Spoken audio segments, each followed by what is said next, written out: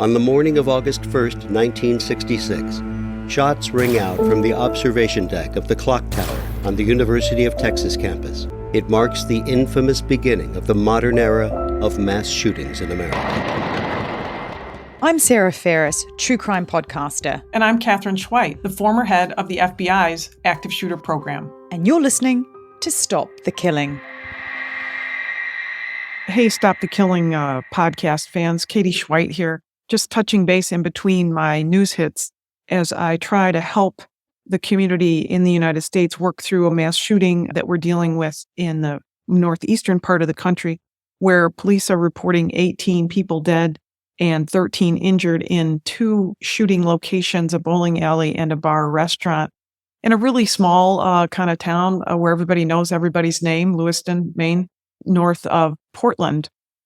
Law enforcement was called at 7:00 last night about shootings that were underway. I think there was a teen party going on at the bowling alley at the time. Of course, you can imagine how crazy it was responding. It's a more rural area. There was law enforcement that had to fly in from different areas to add additional support. Actually, the FBI office that covers Maine is in Boston, Massachusetts, because it is a rural area, which is not unusual. So they're dealing with that. But more pressing, I think, is as I record this, is that the subject, who has some prior military experience, the suspect is still at large. And clearly, he had a semi-automatic rifle he was using with a scope on it at these locations, a lot of ammunition. And from the photographs, it's pretty clear that he's pretty comfortable using that weapon.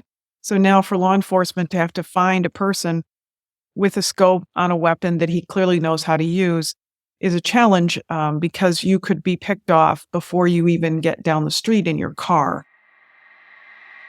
So it's a very challenging manhunt for all of law enforcement. There are state and federal, local agencies helping the local police out right now. And I hope and expect that they will have that subject now that it's daylight, they'll find him. But he may be far, far away now since it's been so many hours since the first shooting. So that gives him that distance and that widens the scope of where law enforcement have to look.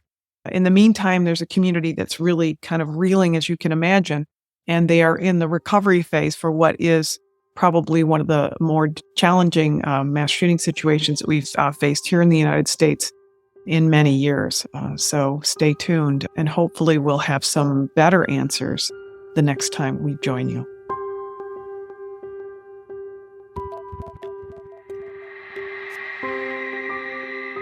Thanks for listening. And if you want to know more, Katherine's book, Stop the Killing, is out now. For more details, go to katherineschweit.com. Please consider also supporting our independently made podcast. It's simple to do. Go to patreon.com/Stop the Killing. And for as little as the price of a latte a month, you can be part of the solution to stop the killing.